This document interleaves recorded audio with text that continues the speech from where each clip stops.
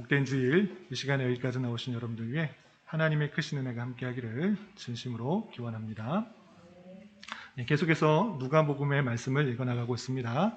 누가복음의 특징 중에 하나가 예수님의 사역을 시간대의 순으로, 시간의 순서의 정렬에 따라 기록한 것이 아니라 장소에 따라, 기술에 따라는 특징이 있습니다. 이것은 마태, 마가, 누가복음, 공간복음의 특징 중에 하나인데, 그것 중에서도, 이 공간복음 중에서도 가장 그 특징이 잘 드러나는 것이 누가복음이라 했습니다. 그래서 누가복음을 잘 읽어보면 처음에는 갈릴리 일대에서의 사역과, 그리고 갈릴리 일대에서의 사역을 마치고 예루살렘을 여행한다라는 표현이 4번씩이나 등장하면서 예루살렘을 향하여 가시고 계시는 예수님의 모습들, 그리고 19장 중반절부터 예수님이 예루살렘 성에 입성하셔서 하시는 사역들로 맞춰지고 있습니다. 그래서 누가복음, 공간복음의 특징 중에 하나가 예수님의 십자가 사역, 예루살렘 성에 들어가셔서 그 십자가 사역을 마치기 위해서 나머지 것들이 전반적으로 전개가 되면서 가장 클라이마스, 절정을 십자가 사역에 두고 그 사역을 맨 마지막에 둠으로써 가장 핵심적이고 중요한 사역들을 끝에 가장 절정 부분에 기록하고 있다는 그런 특징이 있는 것입니다. 그 특징 가운데 누가복음이 쓰여져 있고, 드디어 예수님께서 갈릴리 일대와 그 주변에서 사역을 마치고 예루살렘의 성에 입성하신 장면이 19장으로서 나오게 됩니다. 그러면 예수님께서 예루살렘 성에 입성하셔서 어떤 일들을 하셨는가? 그것이 19장의 가장 중요한 특징 중에 하나, 성전 정화를 하신 내용을 기록하고 있습니다.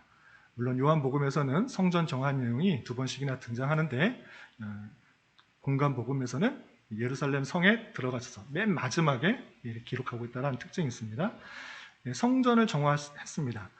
예루살렘 성에 들어갔더니 성전 안에서 하나님을 예배하고 찬양하고 제사 드리는 것에 집중하는 것이 아니라, 그 당시 사람들은 그곳에서 장사를 하고 돈을 바꾸는데 더 바빴던 것입니다. 1년에 한 번씩 제사를 드리기 위해서, 절기를 지키기 위해서 많은 사람들이 이 성전에 왔는데, 그때 그 재물들이 흠이 나거나 또 구하기가 쉽지 않기 때문에 성전 안에서 많은 재물을 파는 사람들로 북적였던 것입니다. 뿐만 아니라 성전세를 내야 되는데 성전세를 미리 갖고 오지 못한 사람, 또 외국에서 왔던 사람들이 그 은세겔이 없었기 때문에 은세겔을 바꾸기 위해서 돈을 바꾸는 사람들로 가득 찼던 것입니다. 그 성전의 의미를 잘 알지 못하고 변질되었기 때문에 예수님께서는 성전에 입성하셔서 그 장사하는 사람들의 상을 엎으시고 꾸중하며 책망하며 내 집은 만민이 기도하는 집이 될 것이다 라고 말씀하셨는데, 그 의미를 전혀 알지도 못하고 장사하는 데 바빴던 그 사람들을 책망하셨던 것입니다. 그래서 성전을 정화하시는 내용이 나오고, 그 뒤에 그 성전에서 많은 사람들에게 하나님의 말씀을 전하는데 가만히 둔 것이 아니라, 그때 당시 기득권을 가지고 있던 사람들, 그 이스라엘 나라에서 힘 좀 쓴다는 사람, 권위를 갖고 있다는 사람들이 계속적으로 예수님을 찾아와서 책잡기 위해서 질문을 합니다. 서기관들, 사두개인들, 대제사장들, 장로들이 계속 와서 예수님을 책잡기 위해서 어렵고 힘든 질문을 했지만, 예수님께서는 그 모든 질문에 아주 지혜롭게 대답함으로 말미암아 그들이 책잡으려고 했던 그 질문들을 다 물리쳐서 아무 말도 못하게 잠잠하게 만들어 버리시는 하나님의 놀라운 권위, 예수님의 놀라운 권위를 드러내셨던 것입니다. 그리고 나서 오늘 말씀으로 이어지게 됩니다. 그리고 예수님께서 성전들을 보면서, 성전들이 아름답게 꾸며진 것을 보면서 사람들이 기뻐하며 즐거워하고 있을 때 그 성전들이 어떻게 될 것을 말씀하시면서 그것과 함께 이 말세 때 어떠한 일들이 있는지에 대해서 자세하게 말씀해 주는 것입니다. 그렇다면 예수님께서 말세 때, 성전의 멸망과 말세 때를 한꺼번에 말씀하시는데, 그 말세 때 어떤 일들이 있는지를 먼저 살펴보고, 그것을 통해서 오늘날 우리가 이 말씀을 통해 교훈받아야 될 것이 무엇인지를 생각해 보는 시간을 갖도록 하겠습니다. 우선 21장 5절 보면, 누가복음 21장에서 5절을 보면 어떤 사람들이 거기서 아주 멋있게 위험스럽게 건립되어 있는 성전을 보면서 이렇게 말하게 됩니다. 21장 5절 보면 어떤 사람들이 성전을 가리켜 아름다운 돌과 허물로 꾸민 것을 말하며 이렇게 물었다 되겠습니다. 성전이 아주 금으로 둘러싸 있고 또 멋있는 돌로 이렇게 위험 있게 서 있는 것입니다. 그렇게 아름다운 돌과 허물로 꾸며져 있다라고 말하는 것을 듣자 예수님께서 그 성전이 파괴될 것을 이렇게 말합니다. 21장 6절 말씀 함께 읽어보겠습니다. 시작. 너희 보는 이것들을 날이 이르면 돌 하나도 돌 위에 남지 않고 다 무너뜨려지리라. 아멘. 네. 그 내용들, 성전이 참으로 아름답다라고 하면서 서로 이야기하는 것, 그 내용의 분위기를 딱 깨고 이 멋있는 성전, 이 아름다운 성전, 이거 완전히 무너질 것이다. 돌 위에 돌 하나도 남지 않고 쌓여있는 것이 완전히 무너졌기 때문에 돌 하나도 돌 위에 남지 않고 완전히 폐허가 될 것이다. 이렇게 말씀하시는 것입니다. 그러자 그 사람들이 아니 선생님 그러면 그렇게 성전이 무너지겠다는 때가 언제입니까? 언제 있을 것이고 또 그렇게 무너질 때 징조가 있습니까? 라고 궁금하면서 예수님께 질문하는 것입니다. 11장 7절에 그렇게 말을 하자 예수님께서는 그 징조가 어떻게 되는지 그 징조에 대해서 말씀하시기 시작합니다. 21장 8절 함께 읽어보겠습니다. 시작. 이르시되 미혹을 받지 않도록 주의하라. 많은 사람이 내 이름으로 와서 이르되 내가 그라하며 때가 가까이 왔다 하겠으나 그들을 따르지 말라. 아멘. 성전이 무너질 것들을 말씀하시면서 단순히 그 성전이 실제 역사적으로 무너진 그때를 국한해서 말씀하시는 것이 아니라 성전이 무너지고 이 말세 때에 어떤 일들이 있는지 한꺼번에 말씀하시는 것입니다. 그런데 그때 징조가 어떤 것들이 있는가 했을 때 미혹을 받지 않도록 주의하라 라고 되어 있습니다. 왜 미혹을 받지 않도록 주의하라 라고 했는가 하면 많은 사람들이 내 이름, 예수의 이름으로 와서 내가 예수다, 내가 재림주다, 내가 구세주다 라고 하는 사람이 많이 나타날 것이고 그리고 그 때가 가까이 왔다, 종말의 때가 가까이 왔다, 멸망의 때가 가까이 왔다 이렇게 말하는 사람들이 많이 나타날 것이다. 그런데 그런 거 주의해라. 그런 미혹들, 유혹하는 것들 주의해라. 그리고 그들을 따르지 말라. 이렇게 말씀해 주시고 있는 것입니다. 그리고 10절, 11절에서는 계속해서 멸망의 때, 말세의 때 어떤 일들이 있는지 이렇게 말씀하고 계십니다. 10절, 11절 말씀 함께 봉독합니다. 또 이르시되 민족이 민족을, 나라가 나라를 대적하여 일어나겠고 곳곳에 큰 지진과 기근과 전염병이 있고 또 무서운 일과 하늘로부터 큰 징조들이 있으리라. 말세 때 이런 일들이 있다는 겁니다. 민족과 민족이 대적하는 것, 나라와 나라가 대적하는 것, 계속적인 전쟁이 있을 것이다.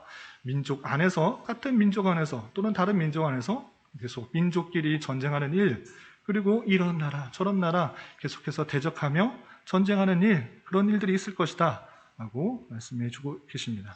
또한 말세 때 큰 지진이 있을 것이고 또 굶어 죽는 사람들, 그런 사람들이 있을 것이고 전염병, 전염병이죠.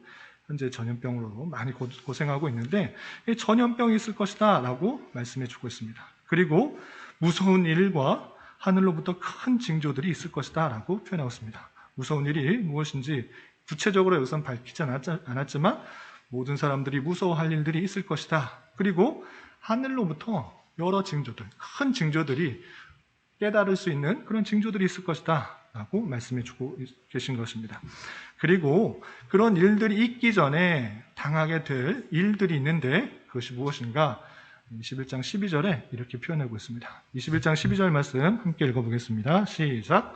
이 모든 일 전에 내 이름으로 말미암아 너에게 손을 대어 박해하며 회당과 옥에 넘겨주며 임금들과 집권자들 앞에 끌어가려니와.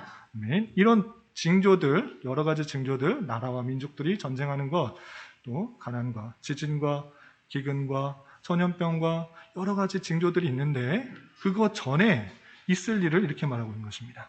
내 이름으로 말미암아 예수님의 이름으로 말미암아 너희들이 박해받을 것이다. 그래서 회당과 옥에 넘겨주며 임금들과 집권자들 앞에 끌어갈 것이다 라고 되어 있습니다. 하나님을 믿는 것, 예수님을 섬기는 그 자체로 인하여서 많은 핍박과 탄압을 받을 것이고 또 끌려가서 실문당하고 또 박해당하는 일들이 있을 것이다 라고 말씀해 주고 있는 것입니다. 그러할 때에도 하나님께서 지켜주고 보호해 주신다. 그러니 너희들은 두려워 말고 걱정하지 말고 어떻게 대처해야 되나 근심하지 말라고 13절부터 19절까지 되어 있는데, 우선 13절부터 15절까지 말씀을 함께 읽어보겠습니다. 시작. 이 일이 도리어 너희에게 증거가 되리라. 그러므로 너희는 변명할 것을 미리 궁리하지 않도록 명심하라. 내가 너희의 모든 대적이 능히 대항하거나 변박할 수 없는 구변과 지혜를 너희에게 주리라. 아멘. 네, 그렇게 예수님을 믿는다는 것으로 인하여 끌려가고 핍박당하고 박해당할 것이고 추궁당할 것인데, 그런 일이 오히려 너희에게 증거가 될 것이다. 아, 그런 일을 당하게 된다? 아, 그렇다면 이 말세의 때가 왔구나 라는 것들을 깨달아라. 그리고 너희들 그렇게 끌려갈지라도 걱정하지 마라. 근심하지 마라. 또 무슨 말을 어떻게 해야 할지 근심하지도 궁리하지 마라. 왜냐하면 내가 너희에게 대적이 능히 대항하거나 변박할 수 없도록 할 말을 알려주겠다. 그래서 지혜를 주시고 할 말을 알려줄 테니까 미리 걱정하여서 무슨 말을 해야 되나, 내가 끌려갔을 때 어떻게 대답을 해야 되나, 이런 거 걱정하지 마라. 내가 지혜 줄 테니까, 또 할 말을 줄 테니까 그런 거 염려하지 말라라고 알려주셨습니다. 그리고 18절, 19절에서도 이렇게 말씀하십니다. 18절, 19절 말씀 함께 봉독합니다.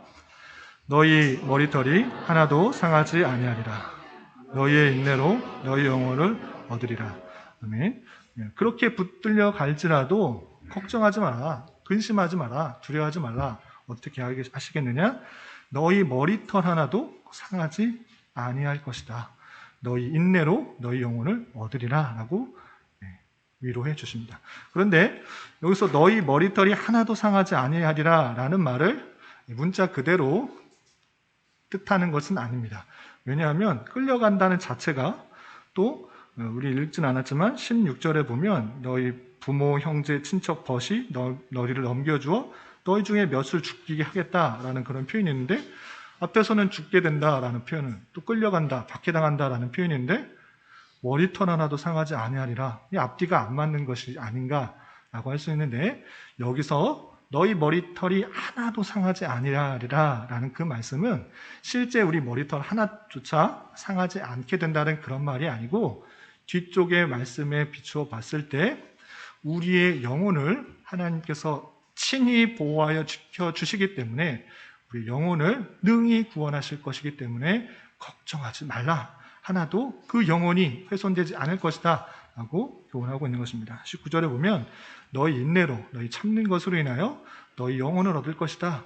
그렇게 참게 되면 구원을 얻을 것이다 라는 그 말씀을 통해서 이 앞의 말씀은 실제 머리털, 그 머리털 하나도 상하지 않고 믿는 사람들은 다치지 않고 죽지도 않고 그리고 상하지도 않고 핍박당해도 능히 살 수 있다 이렇게 말하는 것이 아니고, 심지어 가까운 사람들에게 박해를 받고 죽임을 당했을지라도 그의 영혼은 하나님을 믿는 믿음, 그리고 예수 그리스도를 인정하는 그 고백 속에서 그 영혼이 전혀 손상되지 않고 구원에 이르게 될 것을 말씀해 주고 있는 것입니다.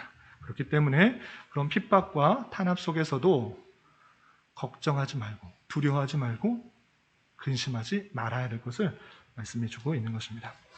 그리고 계속해서 실제 예루살렘 성 그리고 성전이 어떻게 멸망당하게 될 것인지 계속 알려주고 있습니다. 그 내용이 20절부터 28절까지 나와 있는데, 우선 20절 보면 그 예루살렘 성이 실제 멸망당하게 될 징조를 이렇게 표현하고 있습니다. 21장 20절 함께 봉독합니다. 시작. 너희가 예루살렘 군대들에게 에워싸이는 것을 보거든 그 멸망이 가까운 줄 알라. 예루살렘이 군대들에게 에워싸이는 그 때가 있을 것입니다. 그때 멸망이 가까운 줄 알라라고 표현되고 있는 것입니다. 이때 예수님께서 이 말씀을 하실 때 예루살렘에 입성하셔서 십자가 사역을 얼마 남지 않았을 때 연도가 대략 어느 정도인지 아세요? 예수님께서 십자가에 달려 돌아가시기 때쯤이 AD 몇 년 정도 될까요? 대략 30년에서 33년입니다. 왜냐하면 예수님께서 태어나신 해를 기원이라고, 영년이라고 하고, 예수님께서 30세에 공생애를 시작하시고 3년간 공생애를 마치시고 십자가에 달려 돌아가시기 때문에 30년과 30년 사이, 그때가 되는 것입니다. 그런데 나중에 문헌들을 잘 살펴보니까 예수님이 태어난 때가 영도가 아니고 영년이 아니라 BC 4년이라는 그런 기록들이 있어서 정확하게는 말하긴 뭐하고, 대략 30년에서 33년 사이에 예수님께서 십자가의 사역을 감당하셨다, 예루살렘 성에 입성하셔서 십자가 사역을 감당하셨다라고 생각하시면 됩니다. 그런데 역사적으로 또 볼 때 예루살렘 성이 정말 예수님께서 예언하신 것과 마찬가지로 돌 위에 돌 하나 남지 않도록 처참하게 멸망당한 때가 있었습니다. 그때가 언제인지 아세요? 세계사 공부하신 분들, 예루살렘이 완전히 멸망당할 때가 있었는데, 그것은 로마의 황자의 티투스라는 황제에 의해서 이 예루살렘이 완전히 멸망당했다고 되어 있습니다. 그래서 요세푸스라는 그런 요세푸스에 의해 기록된 글을 보면, 이때 티투스 황제에게 예루살렘이 멸망당하고 함락당함으로 말미암아 죽은 유대인 수가 몇 명으로 됐을까요? 몇 명 정도 될까요? 110만 명. 엄청나게 많은 수죠. 완전하게 사람을 처참하게 죽이고 예루살렘 성전까지 완전히 무너뜨렸던 것입니다. 왜 그랬을까요? 여기는 안 나오는데 참고적으로 알아두시면, 이스라엘이 계속적인 로마의 그 탄압과 많은 수탈로 인해서 힘들기가 어려워서, 견디기가 힘들어서 독립운동을 했던 것입니다. 이제 그런 핍박과 탄압 속에서 살 수 없다, 이렇게 해서 이스라엘 백성들, 유대인들이 독립을 하려고 했던 것입니다.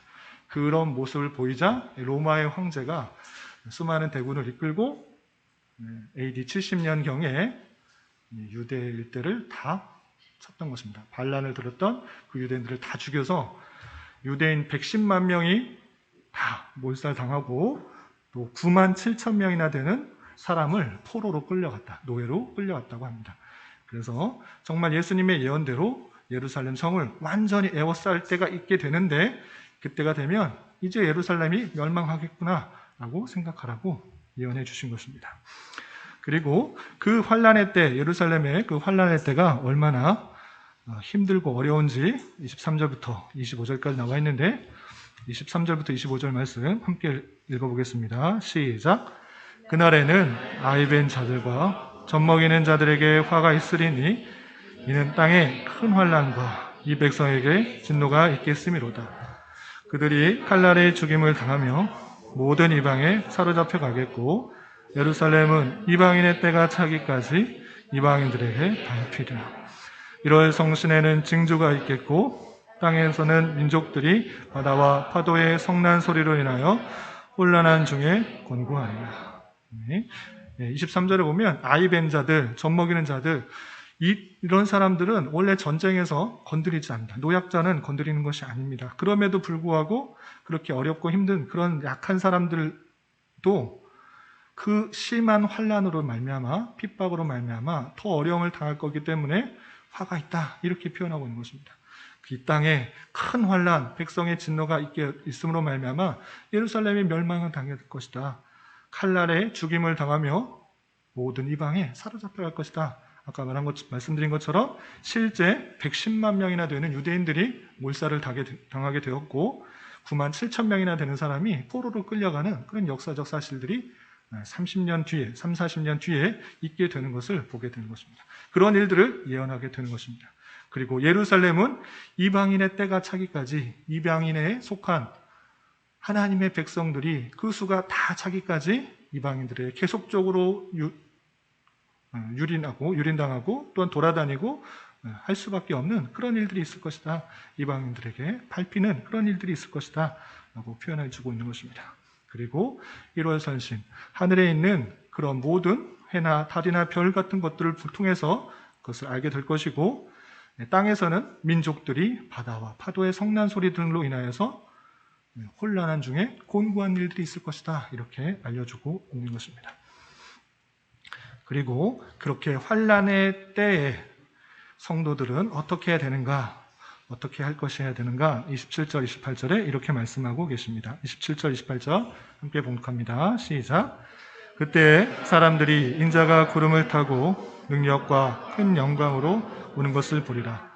이런 일이 되기를 시작하거든 일어나 머리를 들라 너희 속량이 가까웠느니라 하시더라. 아멘. 그때 사람들이 인자가 구름 타고 능력과 큰 영광으로 오는 것을 보리라. 예수님께서 재림하는 것을 볼 것이다 라고 표현하고 있습니다. 그런 환란의 때, 그런 핍박의 때, 그런 말세의 때의 징조들을 보면서 이때 사람들이 주님께서 재림할 것을 볼 것이다, 이렇게 말씀하고 있습니다. 그렇기 때문에 이런 환란과 핍박 속에서 성도들은 어떻게 되는가? 이런 일이 시작되거든, 이런 일들이 되기를 시작하면 일어나서 머리를 들라, 주님께서 오실 것이다 라는 생각들을 가지고 머리를 들러 하늘을 보고, 그리고 너희 속량, 너를 구원하실 것들이 이제 가까이 왔다 생각하고 머리를 들어 일어나 머리를 들라, 이렇게 말씀해 주고 계시는 것입니다. 그리고 이것을 통해서 나무의 비유를 통해서 너희가 이 나무를 통해서 배우듯이 하나님의 가까운 나라를 알라라고 또 비유를 통해서 어떻게 준비해야 될 것을 예를 들어서 설명하고 있습니다. 그 내용이 30절, 31절 되어 있는데 함께 읽어보겠습니다. 시작. 싹이 나면 너희가 보고 여름이 가까운 줄을 자연히 아나니 이와 같이 너희가 이런 일이 나는 것을 보거든 하나님의 나라가 가까이 온 줄 알라. 예를 이렇게 들었습니다. 싹이 나면, 우리도 지금 봄철인데 싹이 나기 시작하고 이제 파릇파릇해지기 시작합니다. 그러면 금세 봄이 언제 왔냐 싶을 정도로 금세 또 여름이 우리나라도 오게 되는 것을 보게 됩니다. 마찬가지로 싹이 났다? 그러면 이제 겨울 다 지나갔구나, 이제 봄이 시작됐구나, 그렇다면 반드시 여름이 오겠구나, 다들 생각하지 않느냐. 마찬가지로 이런 징조들이 하나하나 보이면 곧 주님께서 오실 것이다, 하나님의 나라가 임하실 것이다 라는 것들을 기억해라. 너희들이 나무를 보면서 싹이 나면서 여름이 오는 것을 기억하듯이 이런 징조들을 보면서 주님께서 다시 오실 때가 머지않았다라는 것들을 생각하라 라고 교훈해주고 있는 것입니다. 그리고 그때가 멀지 않았다라는 표현을 이렇게 하십니다. 21장 32절 말씀 함께 봉독합니다. 시작. 내가 진실로 너희에게 말하노니 이 세대가 지나가기 전에 모든 일이 다 이루어지리라. 아멘. 보면 이 주님께서 오시는 것을 이 세대가 지나가기 전에 모든 일이 다 이루어질 것이다 라고 표현했습니다. 아니, 그때 당시 지금으로부터요 약 2000년 전인데 2000년 전에 사람들에게, 제자들에게, 많은 사람들에게 멸망의 때, 또 환란의 때, 말세의 때의 징조들을 다 보여주시면서 이 세대가 지나가기 전에 모든 일이 다 이루어질 것이다 이렇게 막 표현을 합니다. 환란도, 징계도, 여러 가지 징조도 이 세대가 일 것이고 주님께서도 오시는 날이 그때 이 세대가 지나가기 전에 다 이루어질 것이다 이렇게 말해 주셨습니다. 그렇다면 지금 2000년이나 지났는데 그 예수님의 말씀이 이루어지지 않은 것입니까? 이 뜻이 무엇입니까? 예수님께서는 아까도 말씀드린 것처럼 예루살렘의 멸망과 멸망의 때를 함께 설명하고 계시고 이 세대, 우리가 생각하고 있는 이 세대를 한순간으로 보는 것이 아니라 한 기간으로 본다라고 이해하시면 될 것입니다. 그래서 2000년 전에 예수님께서 이 말씀을 하셨지만 그때 당시에 예루살렘이 멸망하는 것과 최후의 여러 가지 말세의 징조들이 함께 일하는 것들을 복합적으로 설명하고 그때를 예수님께서 보실 때 한 시점이 아니라 말세 때의 한 세대를 통틀어 말씀하시는 것으로 그렇게 이해하는 것입니다. 그렇기 때문에 너희들 중에 주님께서 오시는 것을 다시 볼 사람이 있다라고 했을 때 실제 거기에 앉아있는 사람 또는 서 있는 사람, 예수님 말씀을 듣는 사람 중에 주님께서 다시 오시는 재림의 주를 본다라는 그런 의미가 아니라 이 말세 때의 삶을 살고 있는 그 사람들 중에, 이 세대 사람들 중에 주님께서 다시 오시는 것을 실제 볼 사람이 있다라는 것들을 알려주고 있는 것입니다. 그렇게 실제 예루살렘의 멸망과 이 세계의 멸망의 때를 복합적으로 설명하시고 계시는 그 부분을 잘 이해해야 될 것입니다.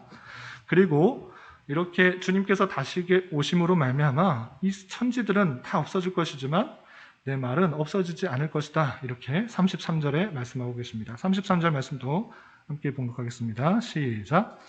천지는 없어지겠으나 내 말은 없어지지 아니하리라.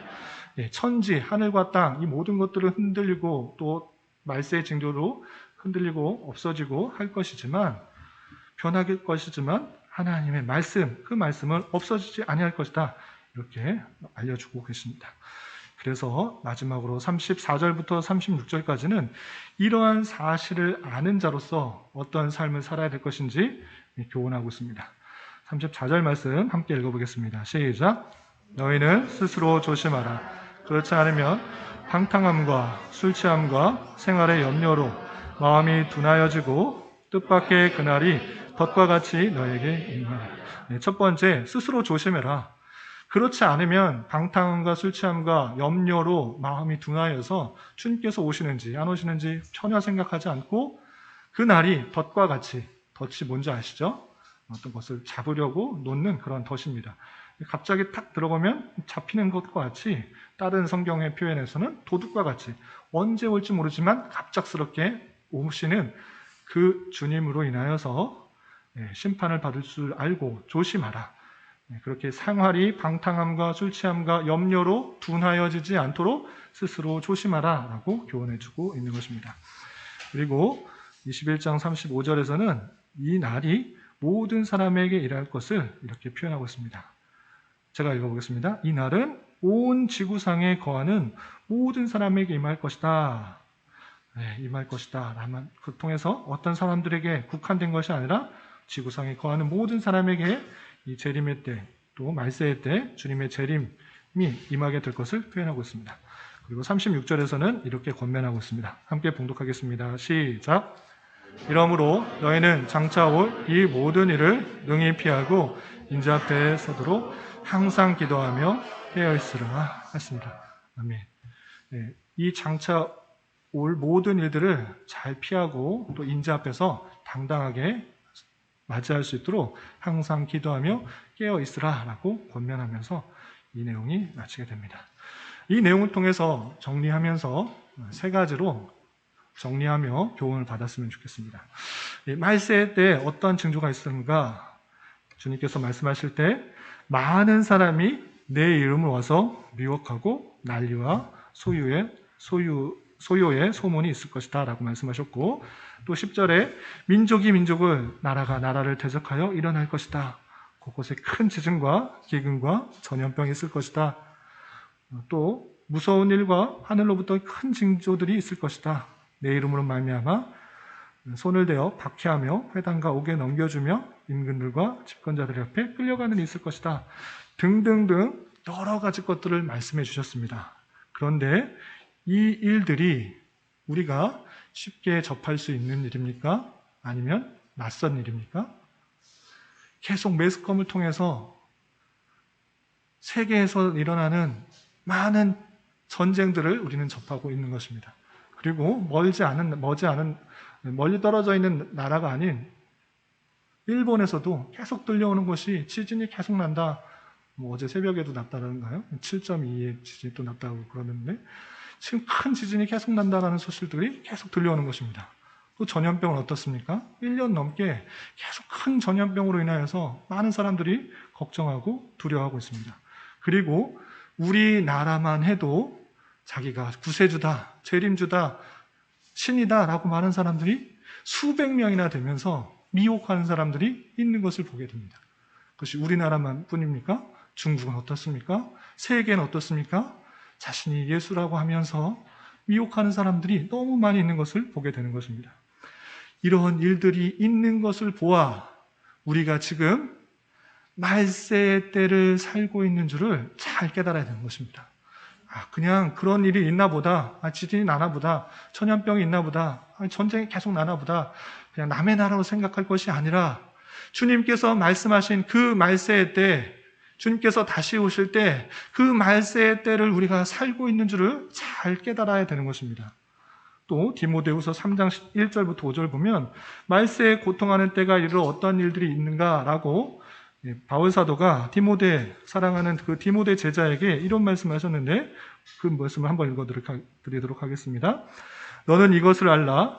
말세에 고통하는 때가 이르러 사람들이 자기를 사랑하며 돈을 사랑하며 자랑하며 교만하며 비방하며 부모를 거역하며 감사하지 아니하며 거룩하지 아니하며 무정하며 원통함을 풀지 아니하며 모함하며 절제하지 못하며 사나우며 선한 것을 좋아하지 아니하며 배신하며 조급하며 자만하며 쾌락을 사랑하기를 하나님 사랑보다 더하며 경건의 모양은 있으나 경건의 능력은 부인하니 라고 되어 있습니다. 정말 말세에 고통하는 때가 지금 모습이구나, 우리가 사는 모습이구나, 정말 성경에 쓰여있던 그 모습이 정말 이 말세에 따라 사는 우리의 모습이구나를 잘 깨달아야 되는 것입니다.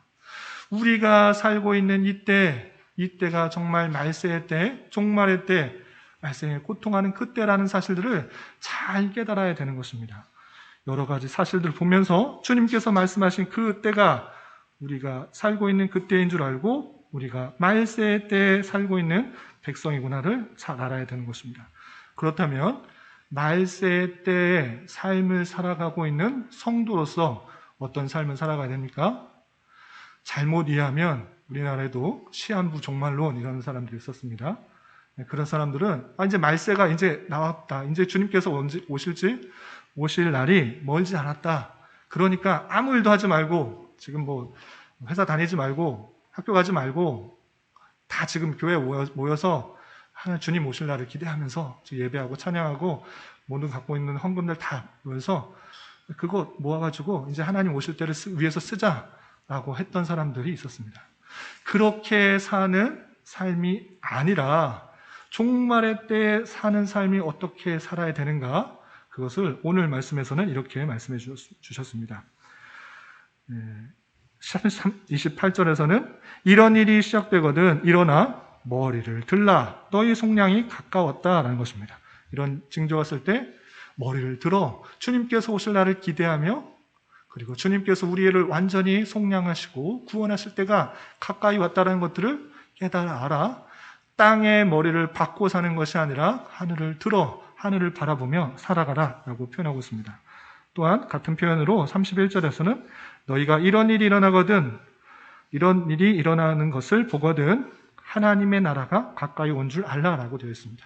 주님께서 재림하심으로 말미암아 이미 시작되었지만 아직 완성되지 않은 그 하나님의 나라가 이제 완성될 것을 기대하고 고대하며 깨달아야 될 것이다 라고 표현하고 있습니다.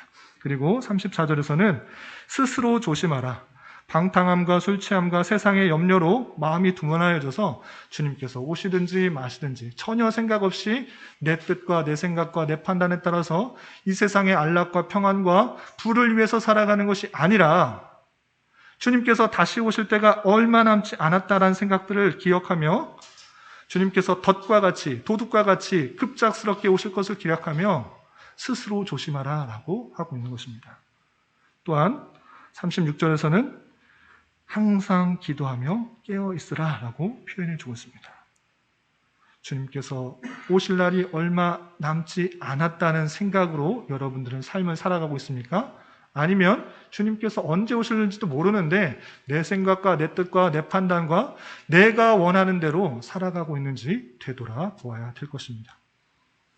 주님이 지금 오늘 이 시간에 오신다고 하면 여러분들은 주님 앞에 떳떳한 삶을 살았다고 말씀하실 수 있습니까? 하나님 앞에서 정직하고 바른 삶을 살았다고 자신 있게 말할 수 있습니까? 그렇지 않다면 회개해야 합니다. 올바로 살지 않은 것입니다. 주님께서 언제 오실 줄 모른다. 도둑같이 오신다. 덫같이 임하실 것이다. 너는 하늘을 보며 기도하고 깨어있으라 말씀하셨음에도 불구하고 그런 것 다 잊어버리고 내 생각과 내 판단에 따라서 더 잘 입고 더 잘 먹고 더 평안한 삶을 위해서 하루하루 살아가는 여러분의 모습은 아닙니까? 내 직장, 내 사업, 내가 경험하는 것 더 크게 하기 위해서 살아가는 모습은 아닙니까? 그런 것이 아니라 주님께서 언제 오시든지 떳떳하고 자랑스럽게 주님을 맞이할 수 있도록 그런 삶을 살아가야 되는 것입니다. 그렇다고 아까 처음에 말씀드린 것처럼 내가 하는 거 다 버리고 아무것도 하지 말고 그냥 교회당에 모여서 찬양하고 예배하고 교제하라는 그런 말씀 아닙니다. 우리에게 주어진 그런 삶이 있을 때 주님께서 언제 오실지 모르지만 주님께서 언제 오시더라도 떳떳하고 바른 삶을 살아가기에 힘써야 되는 것입니다. 누가복음 19장 26절부터 11절부터 27절까지 또 마태복음에서는 달란트의 비유로 또 누가복음에서는 열 문화의 비유를 주셨습니다. 종들에게 달란트를 주시고 떠났습니다. 너무나 잘 아시는 말씀일 것입니다. 종들에게 달란트를 주고 내가 언제 다시 올지 모르니 그 달란트를 가지고 잘 사용해라. 잘 활용해라. 잘 써라. 언제 올지 모르기 때문에 그 종들은 그것을 가지고 열심히 주어진 일들에서 내가 가진 생각에서 내가 가진 판단으로 열심히 수행해야 하는 것입니다. 그런데 언제 올지 모르지만 그 주인이 다시 와서 그 종들에게 물을 것입니다. 내가 준 달란트 어떻게 했느냐? 정말 잘 사용했느냐? 바르게 사용했느냐? 아니면 아무것도 안 하고 가지고만 있었느냐? 여러분들에게 각자의 상황과 환경과 여건을 주시고 은사를 주시고 달란트를 주시고 거기에 맞는 책임들을 부여했는데 정말 하나님께서 원하시는 모습으로 잘 사용했는가? 아니면 게으름과 나태함으로 그것을 사용하지 않고 그냥 즐기고 놀고 허비하는 그런 시간으로 보냈는가? 다시 한번 되돌아봐야 될 것입니다. 하나님께서 여러분들에게 각자의 달란트를 주시고 기회를 주시고 상황을 주신 것입니다. 그 자리에서 정말 주님께서 원하시는 모습으로 잘 활용하여서 하나님의 뜻에 맞게 잘 활용하는지를 잘 받아야 될 것입니다. 내가 열심히 일했기 때문에 내가 하나님의 나라를 위해서 열심히 일했기 때문에 보상을 받고 바라고 그러는 것이 아니라 주님께서 나를 구원해 주셨고 나에게 기회를 주셨고 은사를 주셨고 달란트를 주셨고 기회를 주셨기 때문에 그것이 감사해서 기뻐함으로 내가 주님께 받은 은사를 따라 마땅히 해야 할 일을 한 것뿐입니다 라는 자세로 우리에게 주어진 일들을 기쁨과 감사와 보람으로 잘 감당해야 될 것입니다. 그리고 에베소서의 표현을 또한 빌리면 너희가 어떻게 행할지를 자세히 주의하여 지혜 없는 자같이 하지 말고 오직 지혜 있는 자같이 하여 세월을 아끼라 때가 악하니라 라고 표현하고 있습니다.